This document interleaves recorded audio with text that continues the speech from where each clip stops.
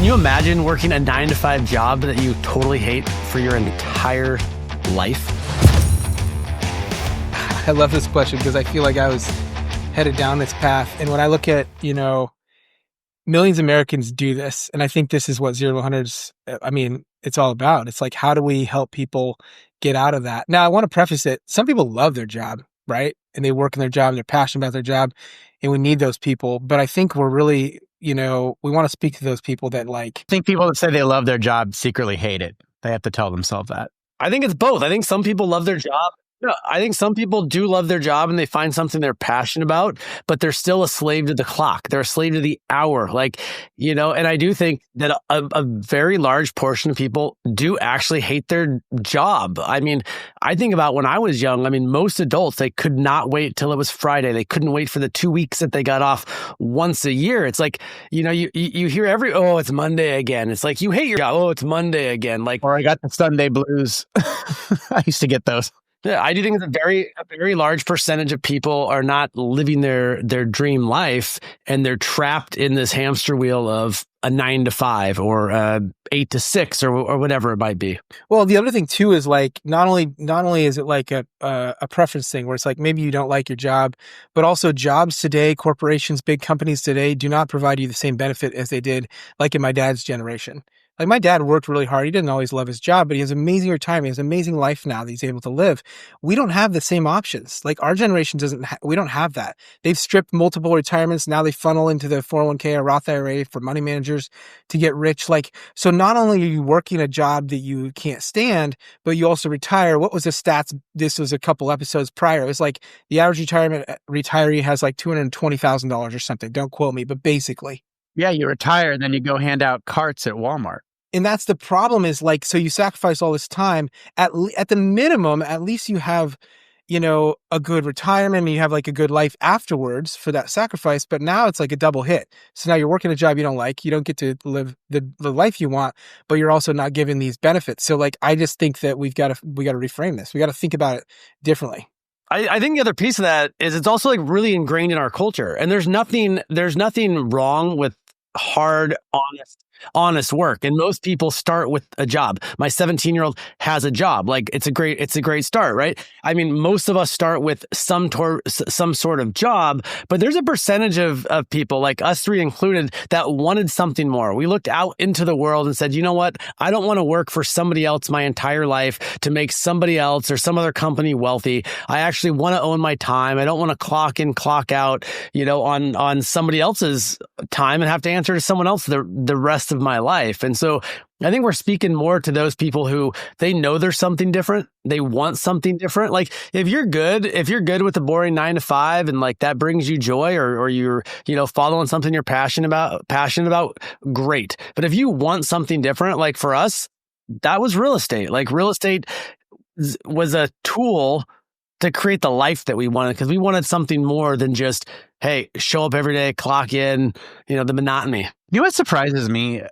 And maybe it's changed now, I doubt it, because I think our public education system is actually designed to build. I think it was originally built to pump out factory workers. Now it's created to pump out W-2 corporate workers, or whatever the case is.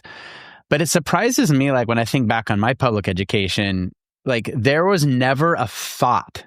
I don't think the word entrepreneurship or investing or cash flow or anything ever creeped into anybody's mind, because who's teaching it? You're being taught. No offense. Teachers are the hardest working, most underpaid, saints on earth, but they're W-2 people, and they're teaching. Like, there was never a thought of taking the red pill. There was never a thought of a different way of life. In fact, I sat down with my guidance counselor. I think I put this in our 0 to 100 book, and he literally just opened up a book and said, "What job do you want?" Never like any job, J-O-B. Go to college, learn how to get a job, then go be leveraged by the college to make them money. Go get a corporate job, be leveraged by the corporation to make the owners or the shareholders money, be leveraged by the government to give 40% of your income in taxes. And then whatever's left, give to the Wall Street. You mentioned this, Mitch, the money managers. They're making multiples on your money. These corporations are making multiples on your money, and they're going to give you a bullshit retirement. And then when you retire at 70, like you said, now you've got maybe $250,000. How do you stretch that out?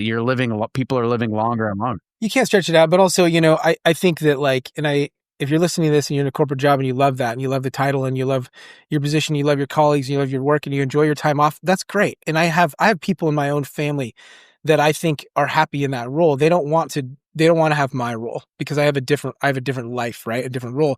The problem is a lot of people aren't happy. A lot of people are miserable. And I think I think one of the reasons people don't jump off the cliff, right? The entrepreneurial cliff, is they assess it as being really risky. Right? They look at, hey, I'm going to go be a real estate investor. Oh, there's all this risk involved. And so I do think there's this relationship with risk that you have to have. I accept some risk or potential risk for potential massive rewards. And if you understand how to control risk, mitigate risk, and have a relationship with it, then you can open yourself up for massive rewards. Rewards being total freedom, rewards being travel, rewards being time to focus on your health, your relationships. There's a lot of rewards there. But I do think people in a W-2, they assess their situation as less risky or low risk and an entrepreneur as high risk. I think it's way more risky to have a job your entire life. For one, it's one income stream. That industry, that business, it could go out of business. And if you have one skill and you are just one person in this machine of someone else's business, you're expendable, right? And so I look at real estate as far, far less risky. I remember so many people in my early investing were going, isn't it risky? Isn't it real estate risky? What if this? What if this? What if this? And I'm thinking what seems risky to me is working a job for the next 50, 60 years for somebody else. Not only does that just seem like hell, it seems risky because at any time someone can say, you're done, right?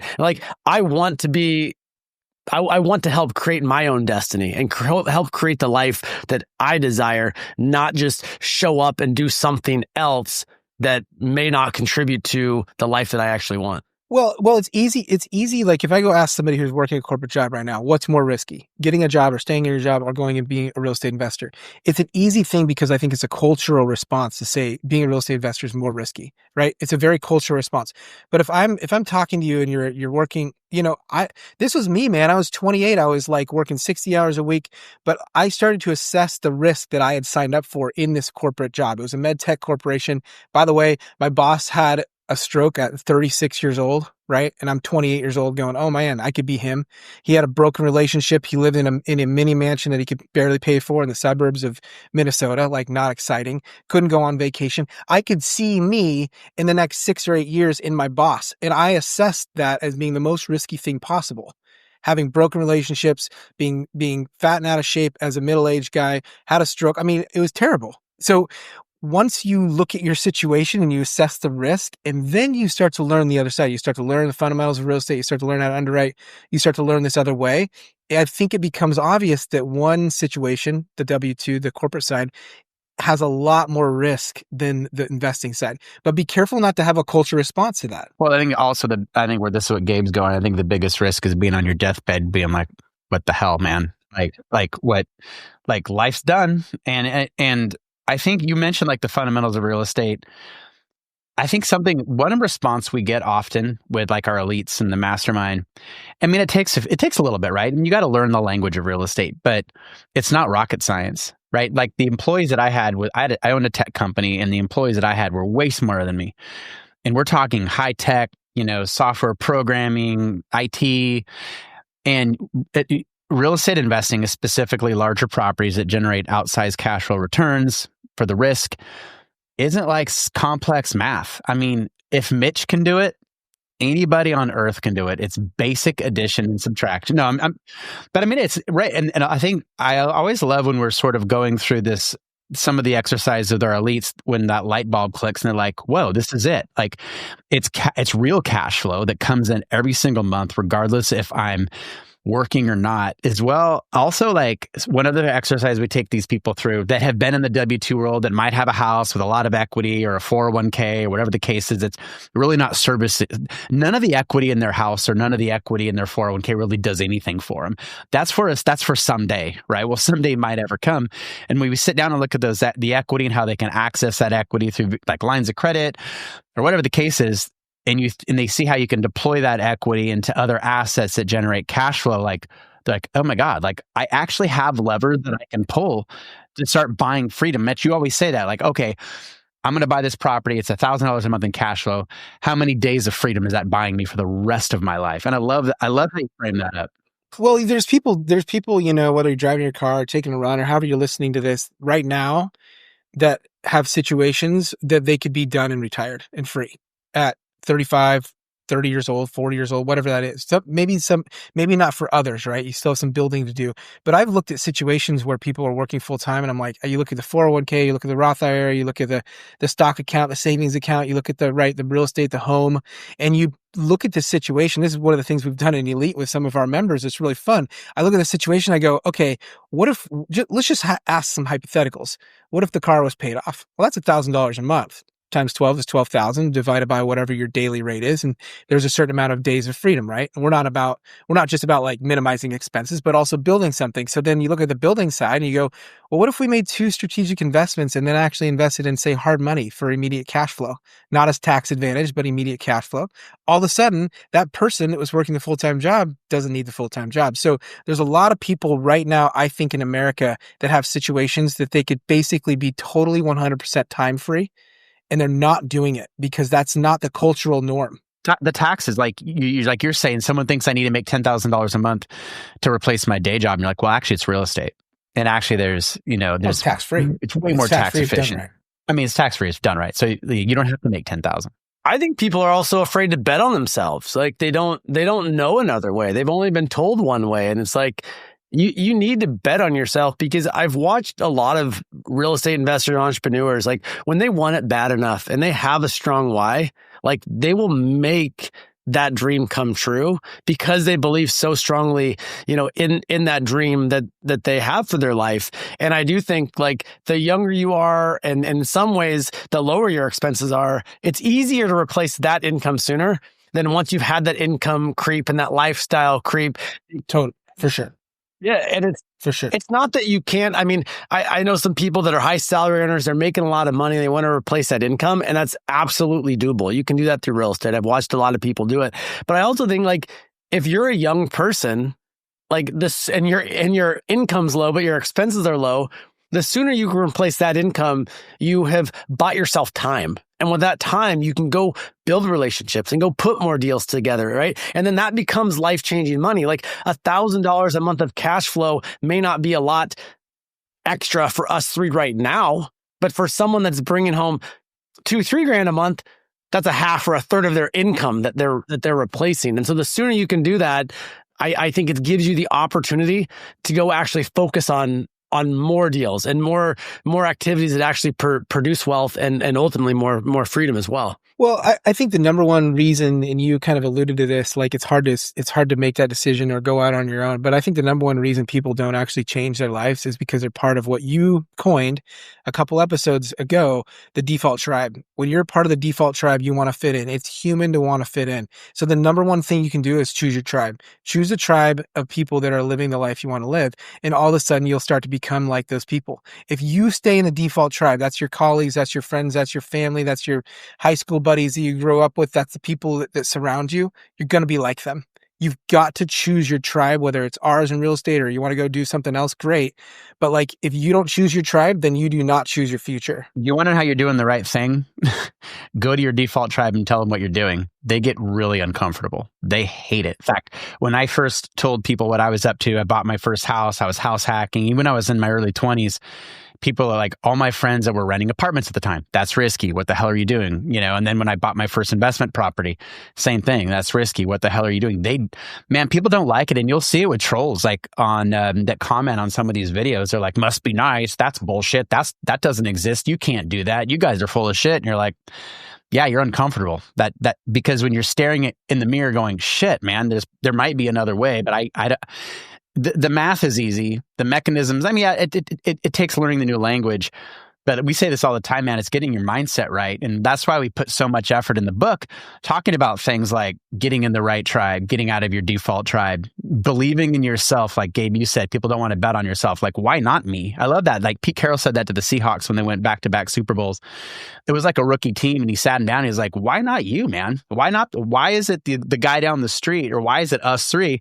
And why not you? And then when you start asking yourself these questions, the answers can surprise you in a good way. Yeah, imagine if those 30,000 people that left those 30,000 comments read our book and actually got around the right people that were doing these types of things. Like that would be life changing instead of just going, not possible. Well, these terrible these comments that are negative, and we don't get a ton of them, but the more the better, probably, because it's more exposure or whatever. But honestly, though, if you're commenting in a rude way, I'd challenge you to question your ego, to question what drives you, right? To question your insecurities. And I'm not saying this in a rude way. I'm saying it in an honest way, because look, the default tribe also has a very low belief in self. We're taught to doubt ourselves and go follow somebody else. It's a following sort of like culture. And it's so if you're negatively commenting on things before you understand them, that's the first indicator that you've totally lost your way. And you're not going to progress, because you're acting out of a place of insecurity and defense versus a place of curiosity, right? And abundance. And so go ahead and comment negative or positive, but that really defines who you are. And we can see that. Now, people who come into our world who are like humble and want to learn and like open, oh my gosh, you should see the results. It's pretty fun, right? But that takes somebody who's willing to depart the tribe and depart the thinking of the tribe. Well, I think it comes down to, we live in a kind of, I don't want to say like a renter society, but almost like a renter's mentality. When you're at a job working for somebody else, I mean, they're basically kind of just buying your time. You're trading. You always say this, Mitch. We're trading hours for dollars, and that's finite. And of course you're in a scarcity mindset when that's the world you live in. You're selling your most. I mean, here's the challenge that I have with working for money or selling your time for money. You're taking your most valuable asset you personally have, and you're exchanging it for dollars. By the way, you're exchanging it for dollars that have basically a devaluating over time. So dollars, if you put those in a bank, they go down over time. So you've taken your most valuable asset, you've traded it for something that actually goes down in value over time. Then worse than that, we get caught up in this whole, oh, I deserve it, consumerism mindset. And we go out and we buy something. We go buy a brand new truck, right? So we sell all our time. We buy a brand new truck, and the truck goes way faster than the dollar. The day you drive it off the lot, it goes down by 20, 30%, whatever that is. So it feels terrible. The cycle of trading time for money, fiat dollars, and then buying materials that has a further decelerating rate, right, of value feels bad, because we're exchanging our life for these things. I don't like to do that. I feel like that's a hard thing for folks, because eventually you're you're dumping the truck, or you're taking the shit to the dump, all your material. So like, once you break that, you don't have to feel that way, right? You break the connection between trading time with money. But I think it's it's a hard thing to literally spend all of your time trading it, and you feel ripped off in a lot of ways, I think. Because you are ripped off. I think people are sold a bag of shit from the day they enter public school. I think they're sold a lie. I personally have a bit of a conspiracy theory, because we need corporate people. We need workers. And that's true. Like, I had employees, but I think that people are kind of sold a bag of shit, and they're not even told in fact, when I took an investing class in high school, it was like, pick stocks. Okay. So and you mentioned that when you're trading, hours for dollars, when those dollars do hit your bank account, so many other people have their hands in that bank account. So many other people have their hands in the cookie jar. You've got, corporations, you've got healthcare, you've got the government. Man, that's the biggest fucking hand in the cookie jar. You have money managers, because you're taught be prudent, be responsible. Whatever's left after all of this shit, then you got to put it into your 401k, which people are going to, oh, that's tax efficient. I'll tell you what's way more tax efficient. That's tax-free cash flow off of commercial real estate. Way better. And you actually get to enjoy the cash flow in the meantime, as opposed to waiting till some future date that might never come. I'll break it down real simple. A couple words. No, I know I know what's coming. Buy some real estate. You know what's going. Buy some real estate. Cash flow first. Freedom. Make a move. Make a move. Buy a rental house. Buy a single family rental house. Buy a duplex. Like, we have 0 to something strategies in our book and in the mastermind. Like, do something. Get your foot in the door, and start playing the game. And you'll be surprised at how much easier it is than you think.